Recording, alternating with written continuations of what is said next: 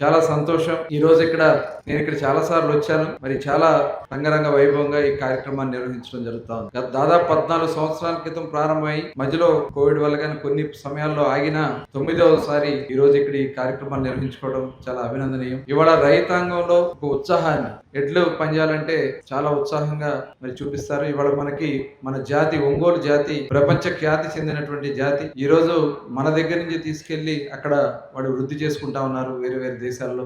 మరి మనం కూడా ఈ వృషభరాజుల్ని అభివృద్ధి చేసుకోవాల్సినటువంటి అవసరం ఉంది. గ్రామీణ క్రీడలను కూడా చేసుకోవాల్సినటువంటి అవసరం ఉంది. ఈ రోజు వ్యవసాయానికి పెద్దపీట వేస్తూ కూటమి ప్రభుత్వం, మరి గౌరవ ముఖ్యమంత్రి చంద్రబాబు నాయుడు గారు కూడా అన్నదాత సుఖీభావ మనం 20,000 రూపాయలు ఇస్తా ఉన్నాం. ఇవాళ ఇన్ని కష్టాలు, ఇబ్బందులు వస్తా ఉన్నా వ్యవసాయ రంగాన్ని ముందుకు తీసుకెళ్లడానికి కార్యాచరణ చేసుకుంటూ ముందుకెళ్తా ఉన్నాం. ఇవాళ ఈ ప్రభుత్వం రైతు సంక్షేమం, కార్మికుల సంక్షేమం, యువతకు ఉపాధి, ఇవాళ అమరావతి నిర్మాణం, పోలవరం నిర్మాణం, ఇవాళ అనేక దేశ విదేశాల నుంచి కూడా పెట్టుబడులు మన ఆంధ్ర రాష్ట్రానికి వస్తా ఉన్నాయి. గూగుల్ లాంటి మరి ప్రపంచ దిగ్గజ సంస్థలు మన రాష్ట్రానికి వచ్చినాయి. మొన్ననే ఆర్సెల్ఆర్ మెటల్ సంస్థ దగ్గర 1,35,000 కోట్ల రూపాయల పెట్టుబడితో ఒక స్టీల్ ప్లాంట్ ని ఇక్కడ నిర్మాణం చేయటం విశాఖపట్నంలో. అలాగే ఇటు రాయలసీమ ఏరియాలో కూడా చాలా అభివృద్ధి కార్యక్రమాలు జరుగుతూ ఉన్నాయి. ఇవాళ మన అందరి కళల రాజధాని అమరావతి కూడా ఈ రోజు వేగవంతంగా పనులు జరుగుతూ ఉన్నాయి. మరి మొన్ననే అసెంబ్లీలో కూడా తీర్మానం పెట్టుకుని రేపు రాబోయే కాలంలో ఎవరు కూడా అమరావతిని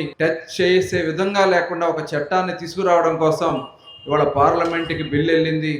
రేపు ఎల్లుండిలో పార్లమెంట్, రాజ్యసభలో కూడా బిల్లు ఆమోదించబడబోతోందని ఒక గౌరవ ముఖ్యమంత్రి గారి యొక్క లక్ష్యం నెరవేరబోతా ఉందని చెప్పి సందర్భంగా తెలియజేస్తూ, ఇవాళ మన దురదృష్టం ఏంటంటే కృష్ణా గుంటూరు జిల్లా వైఎస్ఆర్ పార్టీ నాయకులు నోరు మెదపల. ఆనాడు ప్రజలు 33,000-4,000 ఎకరాల దగ్గర భూమి ఇచ్చి అమరావతి నిర్మాణానికి వాళ్ళందరూ కూడా సహకరిస్తే 5 సంవత్సరాలు 3 రాజధానుల పేరుతో జగన్మోహన్ రెడ్డి జగన్నాటకం ఆడితే నోరు మెదపని వైఎస్ఆర్ పార్టీ నాయకులు పదవుల కోసం నోరు మూసు కూర్చున్నారు. ఇవాళ అమరావతి గురించి ఒక చట్టాన్ని తీసుకొస్తే కొంతమంది వైఎస్ఆర్ పార్టీ నాయకులు రెచ్చగొట్టే కార్యక్రమాలు చేస్తూ ఉంటే నోరు మెదపని కృష్ణా గుంటూరు నాయకుల్ని ప్రజలు ఒకసారి గమనించాలని ఈ సందర్భంగా కోరుకుంటూ, ఈరోజు ఈ మంచి కార్యక్రమాన్ని, ఎందుకంటే ఆలస్యమైంది అయినా కూడా రావాలి ఎట్టి పరిస్థితులు అని చెప్పి నేను ఇక్కడ రావడం జరిగింది.